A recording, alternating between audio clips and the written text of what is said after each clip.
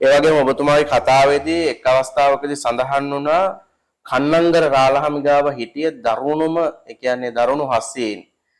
ඒ කියන්නේ ඔබතුමාගේ පියා සතුව කුමන හෝ ශිල්පීය දක්ෂතාවයන් තිබිලා තියෙනවා මේ වගේ ඒ දරුණු අලි මෙල්ල කිරීමේ හැකියාව. ඒක මොන වගේ හැකියාවක්ද? කොහොමද මේ අලියත්තු සම්බන්ධයෙන් අපේ වරුණ මහත්මයාගේ තිබෙන මතකයේ කොයි වගේද?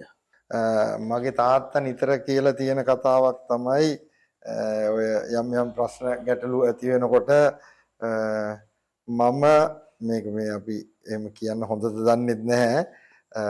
අලි 17 දෙනෙක් හිටියා මගේ ළඟ මම 16 දෙනෙක් වලලලා තියෙනවා කියලා. ඒක මම දන්නේ මේ මාධ්‍යයට හොඳ කතාවක්ද කියලා. තාත්තා එහෙම කියලා තියෙනවා. ඒ කියන්නේ තාත්තගේ කාලය තුල අලි බාසුන් නැහැලා 16 දෙනෙක් තාත්තගේ අලිපන්ති අලින්ගෙන් මිය ගිහිල්ලා තියෙනවා. එතකොට එතනින් 5 දෙනෙක් විතරම මරලා තියෙනවා මේ මෙතන ඉන්න දඩල්ලා කියන අලියා. කියන්නේ තාත්තා ගන්න කලිනුත් මම හිතන්නේ 3 දෙනෙක් විතර මරලා කියලා මම අහලා තියෙනවා. තාත්තා ළඟ 5 දෙනෙක් නැත්නම් 6 දෙනෙක් මරලා තියෙනවා ඇත්ගොව්වම. ඉතින් අදටත් ගන්නගර මහත්තයා ළඟ හිටපු දඩල්ලා කිව්වහම මම හිතන්නේ අදටත් අලි ශේස්ත්‍රයේ ඉන්න හැමෝම හොඳටම දන්න අලියෙක්. දැන් ওই නීලා ගැන අපි අහලා තියෙනවා මේ නුවර ඒ හා සමානම උසක් තියෙන සතෙක් ඒ උසින්දමත් දන්නෙත් නෑ දඩල්ලා කියන නම වැටුනේත්. එතකොට මේ මෙතන ඉන්න බෝධියා කියන බෝධියා කියන ආලියා විශාල සතෙක් මං අහලා තියෙන හැටියට පහතරට හිටපු අලින්ගෙන් දෙවනියට ලොකුම අලියා. ඒ සතාගේ මේ ඡායාරූපයේ හොඬ මුල තියෙන මහත දැක්කහම ඇත්ගොව් වගේ උසත් එක්ක ඒ සතාගේ ප්‍රමාණය දැක්කහම හිතාගත්ත හැකි ඒ සතාගේ ප්‍රමාණය. ඒකට මේ බෝධිපාල කියන මේ අලියා මිනිස්සු 3-4 දෙනෙක් මරලා තියෙනවා.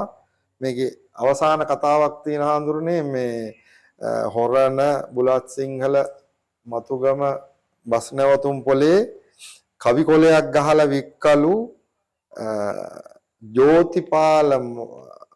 ජෝතිපාල මරා බෝධිපාල වහකයි කියලා. ඒ කාලේ විශේෂ සිද්ධියක් වුණාම කවි කොල ගහලා බස්වල විකුණන සිරිතක් තිබෙනවා. ඒ කියන්නේ මේ බෝධිපාල කියන අලියා ජෝතිපාල කියන ඇත්ගොව්වව මැරුවා.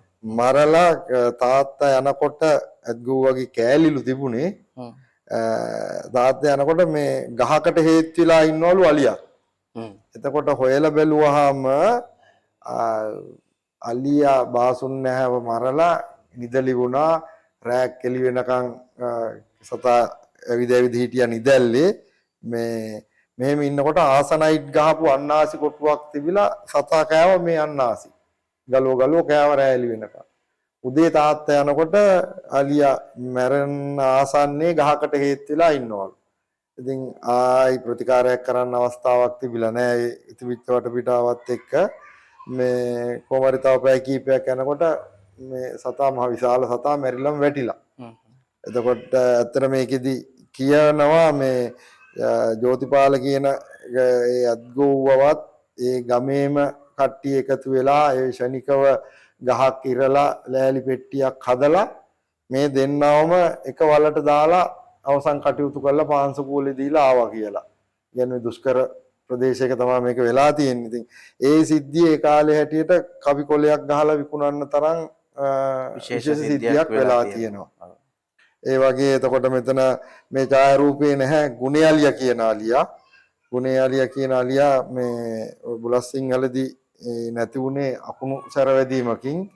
ඒ අලියාව මේ ඡායාරූපය ගන්නවත් මේ ගමට ගේන්න පුළුවන් කමක් තිබිලා නැහැ. මොකද ඒ අලියා මේ අත්ගොව්වට කලබල නොකලට බාහිර පුජ්‍යලයන්ට ආක්‍රමණශීලී. ඒ නිසා දැන් ඒ බාසුන්නෑට මේ ෆොටෝ එකක් ගන්න තියෙන අලියා අරන් එන්න කියලා කිව්වහම බාසුන්නෑ කියනවලු මහත්යත් මේ නෙළුවේ තමයි අලියා වෙනකොට මොන හරි ලී වදින වැඩක ඉදලා ඉන්නේ. නෙළුවේ ඉඳලා මහත්යත් එනවනම් මං අලියා අරන් එන්නම් කියලා. ඉතින් තාත්තා කියලා තියෙනවා. ඉතින් මට එච්චර මේ මාන්සි වෙන්න බෑ බං. ඔන්නේ කමන්නේ එහෙනම් කියලා. කියන්නේ මේ දැන් මේ නගරයෙන් අර නගරයකට වෙන තැනකට මාරු කරනකොට තාත්තා යනවා මේ වාහනේ ගිහිල්ලා ඉස්සරහෙන් යවනවලු ගෝලයාව හරි කවුරු හරි අපි හිතමු දැන් ඒ කියන දවස පොළ දවසක් හරි නගරය ටිකක් ජනා කීරනම් අලියෙක් එනවා අයින් වෙන්න කියලා මිනිස්සුන් අයින් කරනවලු. අයින් කළා තමයි තාත්තයි පාසුන් නැහැ අලියව ඒ ජනා කීරණ ප්‍රදේශයෙන් ගෙනියන්නේ. ඒ තරම් කෝලහලයට බර අලියෙක්. ඉතින් දැන් ඒ සතා මේකේ නැහැ. එතකොට තව හිටියා ඇම්බැක්කේ අලියා කියලා අලියෙක්. එයාත් ටිකක් එහෙම සැර අලියෙක්. ඒ වගේ ඉතින් අර තාත්තගේ තිබිච්ච දැනුම උපයෝගී කරගෙන තමයි මේ සත්තු තාත්තා පාලනය කරගෙන තියෙන්නේ. අනිත් එක තාත්තා අඳුරගෙන හිටියයි සත්තුන්ට අවශ්‍ය ඇත්ගොව්ව කවුද? මේ සතා මම මිලදී ගන්නේ මේ බාසුන් නැහැ ඉන්නවනම් තමයි කියන එක එයා අලියා ගන්න ඉඳලා කලින් ඉඳලම කල්පනා කරගෙන ඉන්න දෙයක්. ඒ වගේ දැන් තාත්තගේ මගේ අතරම තාත්තගෙන් පස්සේ මගේ කාලෙදිත් අත්ගොව්ව දෙන්නෙක් ජීවිත හානි සිද්ධ වුණා. ඒ වගේ මේ වැඩේ කරගෙන යද්දි ලොකු දුෂ්කරතා ගැටලු ඇති වෙනවා.